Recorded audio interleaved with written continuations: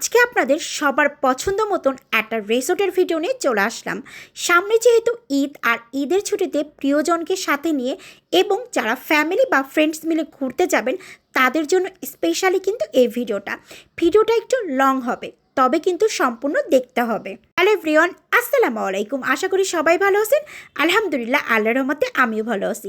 সর্বপ্রথম check in করেই চলে আসলাম আমার রুমে। আমার রুমে একটা কিং সাইজের বেড আছে। এই বেডে কিন্তু আরামসে 3 জন থাকতে পারবেন। আর প্রত্যেকটা জায়গায় কিন্তু তারা ডেকোরেশন করেছে এবং একটা ইকো ফ্রেন্ডলি ভাব রেখেছে, যেমন বাঁশ কাঠের ছোঁয়া আছে। এখানে কিন্তু রুমের ভিতরে একটা খুব সুন্দর সোফা আছে, যদিও কিন্তু সোফাটা বাঁশ দিয়ে তৈরি করা। তারপরে এখানে হাইকমোড ওয়াশরুমটা যথেষ্ট পরিমাণে নিট অ্যান্ড ক্লিন ছিল। আসলে আমি সবসময় না রিসোর্টে বা হোটেলে যদি উঠি আগে জিজ্ঞাসা করি ওয়াশরুমের ছবি পাঠাবেন। যদি এই ভিডিওটা নির্জন রিসোর্টের ভাইয়া দেখে থাকে তাহলে জানবে। বুকিং করার আগে কিন্তু আমি ওয়াশরুমের ছবিটা দেখতে চাইছিলাম। যাই হোক, রুমটা খুবই সুন্দর এবং হচ্ছে কাপেল রুম। এই রুমের ভিতরের সব থেকে সুন্দর এবং আকর্ষণীয় জায়গা হচ্ছে বেলকনিটা।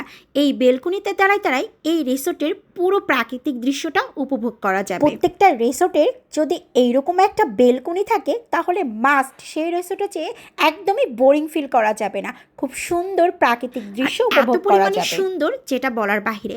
আমি যখন এই রিসোর্টে আসার আগে অনেকগুলো ভিডিও দেখছিলাম, বাট ভিডিও পিকচার যেভাবে দেখছিলাম ওইভাবে কিন্তু আসলে রিসোর্টটাকে তুলে ধরা হয় নাই। যাই হোক, রুমে এন্ট্রি করার পরই ওয়েলকাম ড্রিঙ্কস চলে আসলো। এত পরিমাণের গরমের ভিতরে যখন ওয়েলকাম ড্রিঙ্কসটা বেলকনিতে বসে বসে পান করতেছিলাম, একেবারে সারাদিনের ক্লান্তিটা যেন দূর হয়ে গেল। আসলে আমি মন মতন ভিডিও করতে পারিনি রিসোর্টের, তার কারণ হচ্ছে আসার পরপরই প্রচুর পরিমাণে টায়ার্ড লাগতেছিল। এইদিকে আবার রিসোর্ট দেখার পরপরই এত পরিমাণের মনে একটা আনন্দ কাজ করতেছিল যে যাক, ফাইনালি মনের মতন একটা রিসোর্টে উঠলাম। তারপরে ফ্রেশ হয়ে খুব সুন্দর করে দুপুরের লাঞ্চটা কমপ্লিট করতেছিলাম। যেহেতু রিসোর্টে দুপুরের খাবারটা খাওয়া দাওয়া করব, তাই চাচ্ছিলাম বাঙালি খাবার খাওয়া দাওয়া করি, সব থেকে বেশি ভালো হবে। জার্নিং করে আসার পরপরই আসলে চাইনিজ খাবার বা বিফ চিকেন কোনোটাই আমার কাছে ভালো লাগে না।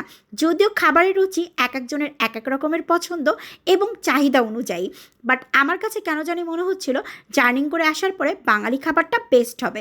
তার জন্য আমরা দুজনে মিলে খাবার নিয়ে নিয়েছিলাম বাঙালি খাবার। তাই নিয়েছিলাম রুই মাছের ভুনা, ডাল আর আলু ভর্তা। এটা ছিল একটা প্যাকেজের প্রাইস পড়েছিল 275 টাকা। খাবারটা আমি 1 ঘন্টা আগেই অর্ডার করেছিলাম। যখন আসলে আমি একদম হবিগঞ্জের ভিতরে ঢুকে গেছিলাম শ্রীমঙ্গলের, তখনই আমি খাবারটা ফোন কল করে অর্ডার করে নিয়েছিলাম। খাওয়া দাওয়া কমপ্লিট করে বিকাল টাইমে চলে আসলাম শাড়ি পরে পুরো রিসোর্টটা ঘুরবো আর উপভোগ করব আর আপনাদের সাথে শেয়ার করার জন্য। এই রিসোর্টে কিন্তু প্রত্যেকটা ফুল আর ফল গাছ দিয়ে পরিপূর্ণভাবে ভরা। এখানে অলরেডি কিন্তু লিচু খুব সুন্দর করে ধরছে, বাট এখনও পাকে নাই। আর এই লিচু গাছের নিচেই কিন্তু আমি বসে আছি, একদম দোলনায় দোল খাচ্ছি শাড়ি পরে। কি যে শান্তি বলার বাহিরে। এখানে কিন্তু আপনারা চাইলে প্রিয়জনকে সাথে নিয়ে বসে বসে চা খাবেন আর আপনার প্রিয়জন দোলনায় দোল খাবে। যাই হোক, আরেকটা কথা বলতে তো ভুলেই গেলাম আপনাদেরকে। এই রিসোর্টে কিন্তু আনলিমিটেড চা খেতে পারবেন। শ্রীমঙ্গলে আসবেন, চায়ের দেশ আর চা খাবেন না তা কী করে হয়? এই জন্য কিন্তু শুধুমাত্র এই রিসোর্টে আসলে আনলিমিটেড চাও খেতে পারবেন। আর ওনাদের চায়ের স্বাদ কিন্তু মারাত্মক লেভেলের মজা ছিল। আমি দোলটা খাওয়া কমপ্লিট করে একদম রিসোর্টে গুটি গুটি পা করে হাঁটতেছিলাম আর চারিপাশ ঘুরে ঘুরে দেখতেছিলাম। ও কমেন্ট করে জানাবেন আজকে শাড়ি পরে আমাকে কেমন লাগতেছে। যদিও আমি শাড়ি পরে খুব কম ভিডিও আপলোড করি, বাট ইদানিং আমার শাড়ির প্রতি অনেক বেশি মন চলে গেছে। রিসোর্টের প্রত্যেকটা কর্নারেই এরকম বসার একটা খুব সুন্দর বাঁশ কাঠ দিয়ে তৈরি করা জায়গা আছে। একটু পরপর হাঁটবেন আর বসে পড়বেন। আসলে রিসোর্টটা খুবই সুন্দর।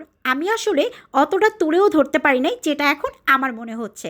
আসেন রিসোর্টের বিষয়ে কয়েকটা জিনিস আপনাদের কাছে তুলে ধরি। প্রথম কথা হচ্ছে, রিসোর্টটা অবস্থিত শ্রীমঙ্গলের রাধানগরে অবস্থিত, একদম গ্র্যান্ড সুলতানের ডান হাতে যে রাস্তাটা চলে গেছে ওই দিকে। সেকেন্ড কথা, এখানে পুলভেলা আছে। পুলভেলার প্রাইস পড়বে আপনার 5700 টাকা করে। সেকেন্ড কথা হচ্ছে, এখানে রিসোর্টের প্রত্যেকটা স্টাফের বিহেভ অনেক ভালো। আপনাদের প্রয়োজনীয় প্রত্যেকটা জিনিস বলার সাথে সাথে আপনারা পেয়ে যাবেন। সেকেন্ড হচ্ছে, যারা অনেক বেশি চালাবার তারা আনলিমিটেড চা খেতে পারবেন। আরেকটা সব থেকে ইম্পর্টেন্ট, এখন যেহেতু প্রচুর পরিমাণের গরম, দেখা যাচ্ছে গরমে কারেন্টের ঝামেলাটা একটু বেশি হয়। তবে কারেন্ট চলে গেলে ওনাদের জেনারেটরের ব্যাকআপটা অনেক বেশি ভালো। এক কথায় যদি বলি, আমি রাধানগরে আরও বেশ কয়েকটা রিসোর্টে ছিলাম, যেহেতু টানা 20 থেকে 25 বার আমার শ্রীমঙ্গলে আসা হয়েছে। তবে কিন্তু ওনাদের এই রিসোর্টে যেরকম সার্ভিস পাইছি, সত্যি কথা বলতে একেবারে অনেস্টলি বলতেছি, এরকম সার্ভিস আমি আর কয়েকটা রিসোর্টে পাইনি। যাই হোক, এখনকার শ্রীমঙ্গলের ওয়েদার কিছুটা সাজেকের মতন, হুটহাট ঝুম বৃষ্টি শুরু হয়ে যায়। ঝুম বৃষ্টি শুরু হয়ে গেছে বিকাল টাইমে। সন্ধ্যার পরপরই নিয়ে নিলাম একদম একটা লাল চা। লাল চার টেস্টটা ছিল অনেক বেশি। রাতে একটা ফাটাফাটি ঘুম দেওয়ার পরপরই সকালে ঘুম থেকে উঠলাম। এই বৃষ্টির ভিতরেই কিন্তু চলে আসছে হাতে কমপ্লিমেন্টারি ব্রেকফাস্ট, একদম খিচুড়ি, সাথে ছিল চিকেন কারি আর একটা ডিম ভাজা আর 1 পিস লেবু। এই ঝুম বৃষ্টির ভিতরে কিন্তু সকালবেলা এরকম একটা নাস্তা, সারাদিনের একটা অন্যরকম লেভেলের খাবার থাকে। সব কিছু মিলাই যদি আমি বলি রিসোর্টের ভিতরে, তাহলে বলবো 10-এ 10। সবাই ভালো থাকবেন, আল্লাহ হাফেজ।